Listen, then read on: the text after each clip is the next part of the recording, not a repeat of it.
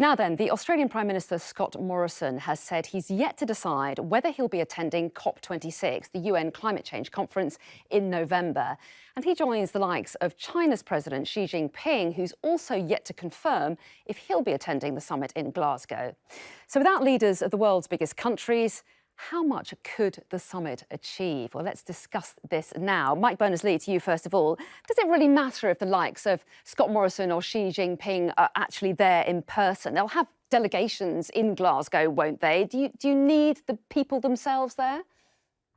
Well, possibly, not quite necessarily, but it's an important opportunity to send out a message about how much you care about this huge issue. And here we are in a climate emergency. And just to be clear, nobody should be giving any time of day to any politician that doesn't take climate really, really seriously and show coherent policies that demonstrate that they mean it, and least of all voting for them. So, I think it's sending out certainly the wrong message for sure. Jen Allen, do you agree with that? I mean, how important do you think it is symbolically that leaders are actually there having face-to-face meetings? They're there in person. It's actually fairly rare that we will see heads of state show up at a climate meeting, and sometimes they've been pretty counterproductive. So maybe conversely, this shows that they have to deny the invitation. So it shows that COP is a chance to put public pressure and political pressure on leaders. And so maybe that function of COP is actually working because we're talking about these major emitters that may not send their leaders. We still need their pledges to be updated, but that could be an email.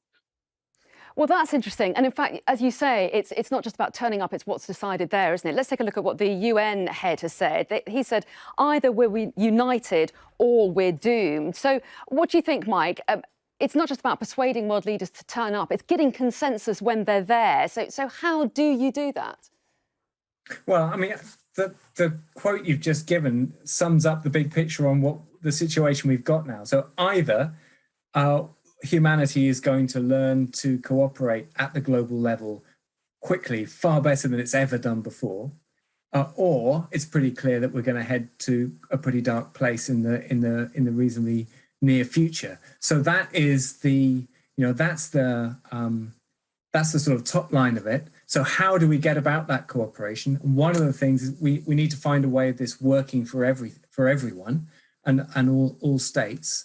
And one of the things that it would be really helpful to give the COP its best chance would be to at least be sending out messages that we care about each other and that we cooperate. So, for example, how we deal with the vaccines in the pandemic, would be one way that we could be sending out messages that we are capable of looking out for each other and coming to arrangements that everyone can live with. At the end of the day, we're almost certainly going to need a carbon price to keep the fuel in the ground. And somehow that price needs to be implemented in such a way that, as I say, everybody can live with it. Do you think that's right? Some kind of carbon price? Do we need some kind of stick as well as a carrot to get consensus, do you think, at COP26? Jen, is that important? That's the way to go?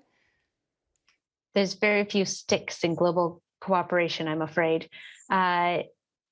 I think we need to start looking beyond COP26. And what we're seeing is climate being woven into other areas of global cooperation, like security announcements that were made recently.